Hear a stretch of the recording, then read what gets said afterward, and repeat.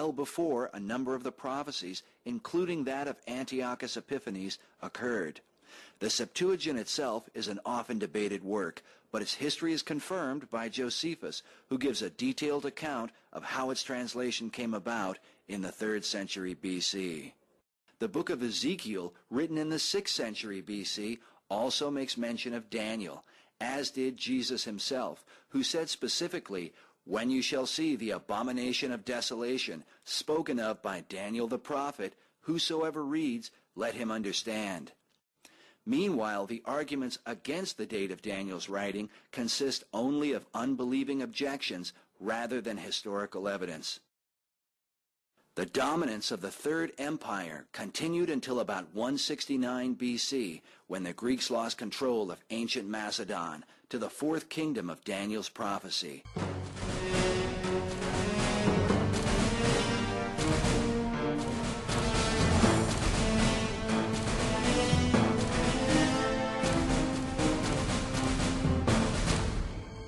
The history of Rome's origin is cloaked in mystery. According to legend, the city was founded by the twins Romulus and Remus in 753 BC.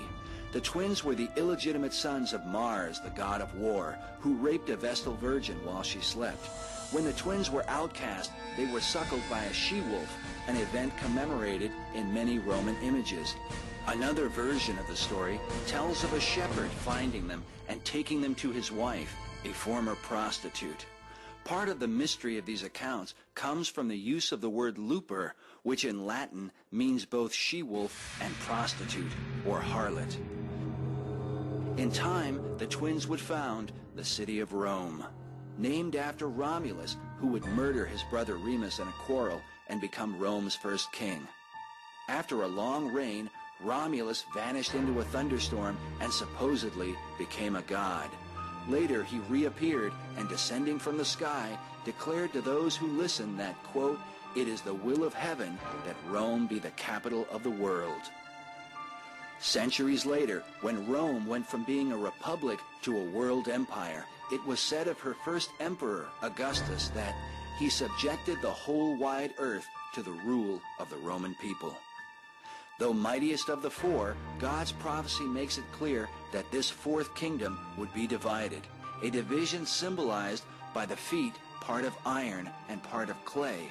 Yet some scholars find an earlier division in the 2 legs of iron.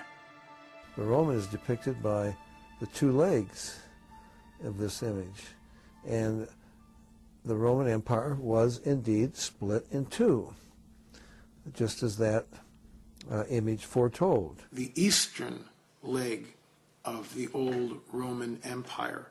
In other words, up till recently, you know, a lot of the prophecy buffs have been looking at the old Roman Empire and looked at Europe and drew this nice little circle around Europe and said, well, you know, it's going to come from one of these countries. Well, what most people forget is that Rome had an eastern leg, and that was the Byzantine Empire, Constantinople, until it fell, I think, 14-something or other to the Turks and became Istanbul. It was split in 2 in 1054 AD when the Pope in Rome excommunicated Michael Cerularius, the Patriarch of Constantinople, and it was split between Roman Catholicism in the West, Eastern Orthodoxy, Greek and Russian and so forth Orthodoxy in the East. So it was split religiously at that time. It had already been split in 330 AD when Constantine moved his headquarters to Constantinople. You had this whole thriving civilization for, you know, over 1,000 years that was the Eastern Empire, and didn't break down really until, you know, the Muslims finally took it over.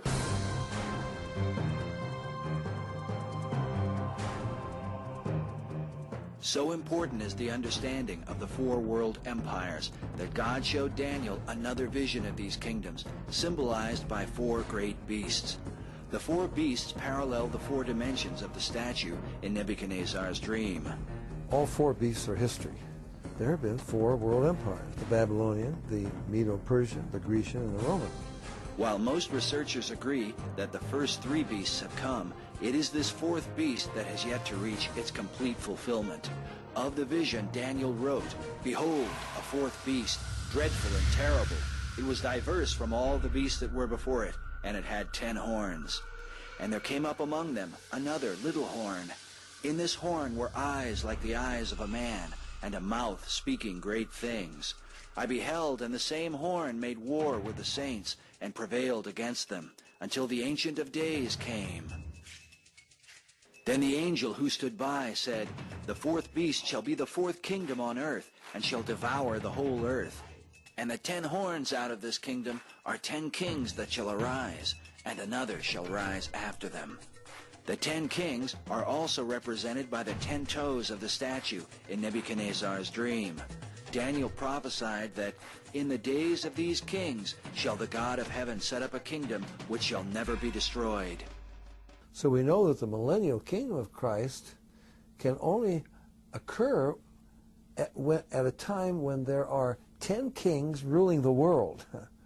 This revived Roman Empire will come under 10 heads. Now, I never believed they were the 10 nations, Western Europe, because the Roman Empire itself was much larger than Western Europe. It went all down through Syria, and Turkey and Syria and Lebanon and all across North Africa and so forth.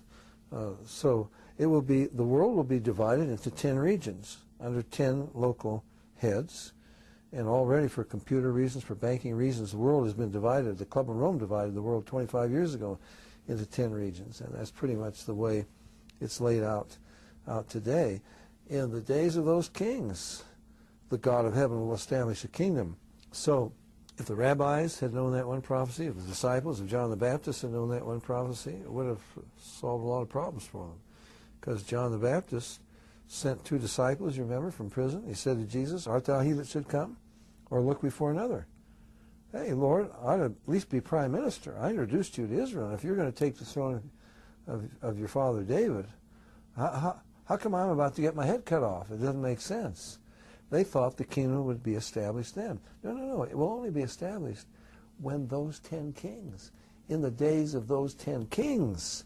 These 10 kings were also witnessed by the Apostle John, who saw a vision of a beast with 7 heads and 10 horns.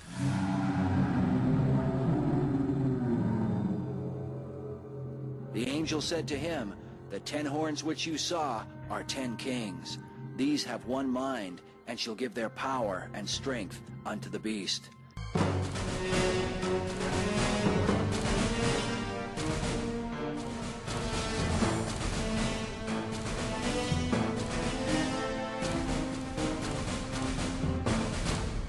So the world is to be ruled by 10 men, who will ultimately give their power to one man, the little horn of Daniel's vision, the mysterious figure known as the man of sin and son of perdition, Antichrist. There are some people who say, well, the Antichrist will be somebody from the past like Hitler or Genghis Khan or, who knows what, resurrected. No. Satan cannot resurrect anybody. He does not have that power. It says he has a deadly wound. See, people talk about, the 4th beast represents the Antichrist and the revived Roman Empire. Then it says, I saw one of his heads. He's got 7 heads. I saw one of his heads, as it were, wounded to death, and his deadly wound was healed, and all the world wondered after the beast. So this is not a resurrection. The beast has never been killed. You can read your history. I don't know much about history, but I read a little bit of history, and I can tell you, that all down through history, all the great families in Europe, they've all dreamed of the revival of the Roman Empire. This empire has never been dead. It was wounded, as it were, to death, but the deadly wound was healed. This is a healing, not a resurrection. And all the world wondered after the beast, and they worshipped the dragon who gave power unto the beast. And they worshipped the beast, saying, Who is like the beast? Who is able to make war with him? The Bible says that all that dwell upon the earth shall worship him, whose names are not written in the book of life of the Lamb. Scholars believe this worship denotes a one-world religion focused on both the dragon, whom the Bible calls Satan, and the beast, or Antichrist.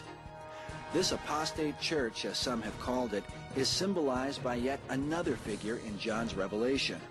The angel said to him, Come here, I will show you the judgment of the great harlot that sits upon many